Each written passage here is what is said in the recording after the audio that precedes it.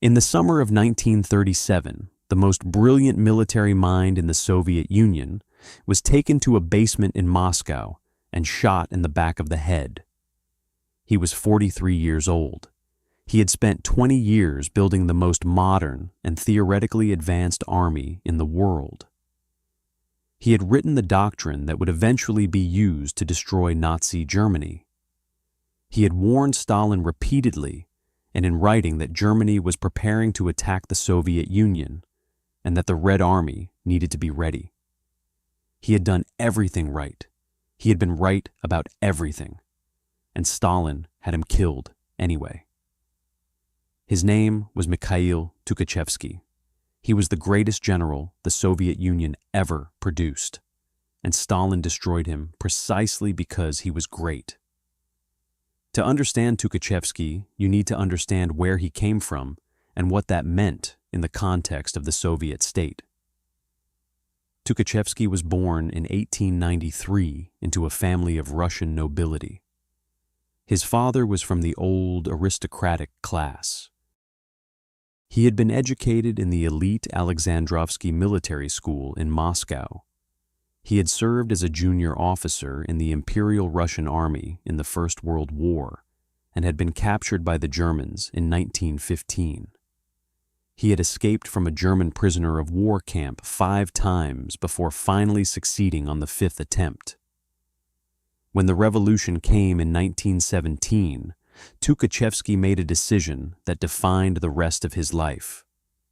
He joined the Bolsheviks, not because he was a committed ideologue, but because he understood that the revolution was the future, and that the future was where a young man of talent and ambition needed to be.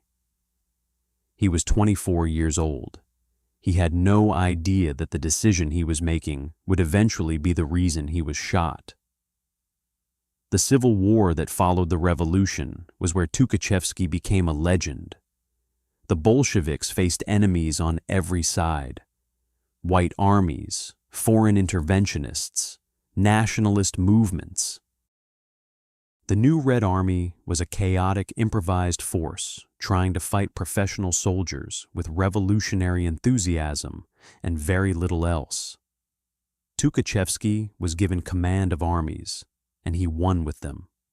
He won in the east against the white armies of Kolchak. He won in the south. He won on multiple fronts, simultaneously managing the kind of complex, multi-directional operations that require a level of strategic intelligence that most military commanders never develop. By the time the Civil War ended, Tukhachevsky was 27 years old, and he had already established himself as the most gifted operational commander the Red Army possessed. The men who fought alongside him and the men who fought against him both said the same thing. This man was different. This man understood war in a way that others did not. There was one failure. In 1920, Tukhachevsky commanded the Soviet forces in the war against newly independent Poland. The Soviet advance had been spectacular. Tukhachevsky's forces had pushed deep into Polish territory and were approaching Warsaw. It looked like the Soviet Union was about to capture the Polish capital and potentially spread the revolution westward into the heart of Europe. And then the Poles counterattacked. The Battle of Warsaw was a catastrophic defeat for Tukhachevsky's forces. The Red Army was routed. Tens of thousands of Soviet soldiers were killed or captured. The advance collapsed completely. The defeat ended the Soviet-Polish War on terms that were deeply unfavorable to the Soviet Union. Tukhachevsky had been beaten. It was the only time in his career that he was beaten. And the man who had been responsible for coordinating the southern flank of the Soviet advance during the Polish campaign, and whose failure to support Tukhachevsky had contributed significantly to the defeat, was a political commissar named Joseph Stalin. Stalin never forgot Warsaw, not his own role in the failure. Never that. Stalin forgot his own role in Warsaw immediately and permanently. What he remembered was that Tukhachevsky had lost, and that everyone knew it.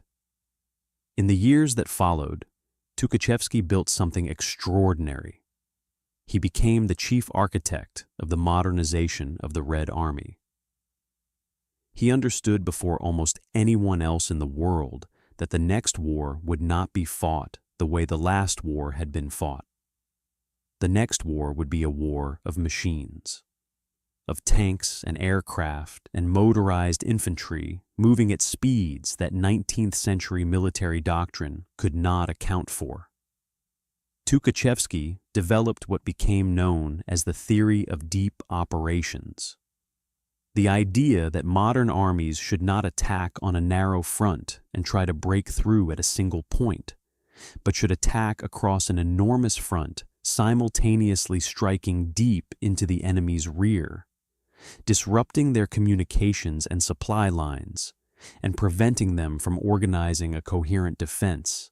It was a revolutionary concept. It was also correct. The theory of deep operations was the doctrine that the Soviet army would eventually use to destroy the Wehrmacht between 1943 and 1945. The operations at Kursk and Bagration and the final drive to Berlin were all fought according to principles that Tukhachevsky had developed and written down in the 1930s. He never lived to see any of it.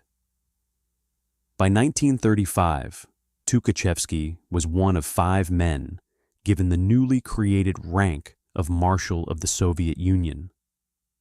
He was the most prominent military figure in the country after Voroshilov, who was the defense commissar and who owed his position to his personal loyalty to Stalin rather than to any military talent. Tukhachevsky had been writing reports and delivering speeches warning about the German military buildup. He had studied the Wehrmacht carefully, and he understood what it was becoming. He told Stalin in writing in 1935 and again in 1936 that Germany was rearming at a pace that would make it the dominant military power in Europe within years, and that the Soviet Union needed to accelerate its own military modernization if it was going to be able to meet the German threat. Stalin read the reports. Stalin understood the reports. And then Stalin decided that the man who had written the reports needed to be destroyed. The reasons Stalin decided to destroy Tukhachevsky are not entirely clear even now with access to the Soviet archives, but the outline is visible. Tukhachevsky was too good. He was too famous. He was too respected. Foreign military observers who visited the Soviet Union came away talking about Tukhachevsky. German military attachés reported back to Berlin about Tukhachevsky. French military officials who met him were impressed by Tukhachevsky. He was the face of Soviet military power in the eyes of the world.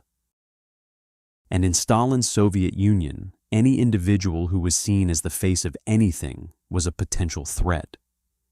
Stalin was the face of the Soviet Union. Stalin was the face of Soviet military power. Stalin was the face of everything.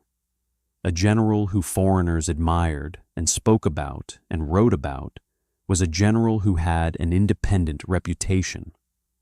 An independent reputation was the first step toward independent power. And independent power was the one thing Stalin could not permit. The mechanism of Tukhachevsky's destruction was fabrication.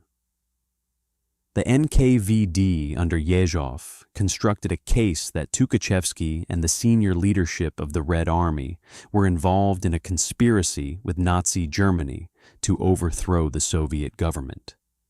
The evidence was forged. There are historians who believe the Germans actively assisted in the fabrication, knowing that destroying the Soviet military leadership would benefit them enormously. Whether or not the Germans helped construct the forgery, the result was the same. In May 1937, Tukhachevsky was arrested. He was taken to Lubyanka. He was interrogated. The interrogation methods used on him were the methods the NKVD used on everyone. He held out for a while. The documents in the archive show bloodstains on his confession. Real bloodstains. He was beaten until he signed. On the 11th of June, 1937, Tukhachevsky was brought before a military tribunal. The judges were other senior military officers, some of whom would themselves be arrested within months. The trial lasted one day. On the 12th of June, 1937, Tukhachevsky was shot. 8 of the most senior commanders in the Red Army were shot with him, or within days of him. What followed was one of the most catastrophic acts of self-destruction in military history. Stalin used the Tukhachevsky case as the opening of a purge of the entire Red Army officer corps. Over the next 2 years, approximately 35,000 officers were arrested. 3 of the 5 marshals of the Soviet Union were shot. 13 of 15 army commanders were shot. 50 of 57 corps commanders were shot. 154 of 186 divisional commanders were shot. The Red Army was decapitated. The men who replaced the executed officers were chosen for their political loyalty rather than their military competence. The experienced commanders who had fought in the Civil War and who understood modern warfare were replaced by men who understood that the way to survive was to tell Stalin what Stalin wanted to hear. The price of this was paid in June 1941.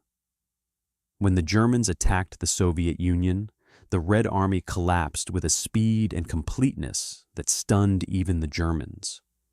Within weeks, entire armies had been surrounded and destroyed. Millions of soldiers were killed or captured. The Soviet Union came closer to total military defeat in the summer and autumn of 1941 than any major power has come in modern history. The men who might have organized a coherent defense were dead. The doctrine that Tukhachevsky had developed was buried with him. The officers who remained were terrified of showing initiative because showing initiative and being wrong was a death sentence. The catastrophe of 1941 had many causes, but one of its most significant causes was the decision Stalin had made in June 1937 to shoot the man who had spent his career preparing the Soviet army for exactly the war that was now destroying it. Tukhachevsky was rehabilitated in 1957, 4 years after Stalin's death. His reputation was restored. His rank was restored posthumously. His military writings were republished and studied. The Soviet military establishment acknowledged what everyone had always known. He had been innocent. He had been the greatest military mind of his generation. He had been right about everything, and he had been shot for it. His wife had been shot. His brothers had been shot. His sisters had been sent to the camps. His daughter had spent years in the camps as a child of an enemy of the people. The family of the man who had built the army that saved the Soviet Union had been destroyed by the man the army had saved. That is the mathematics of Stalinist power. And Tukhachevsky understood it better than anyone. Right up until the moment the bullet proved him right, one final time.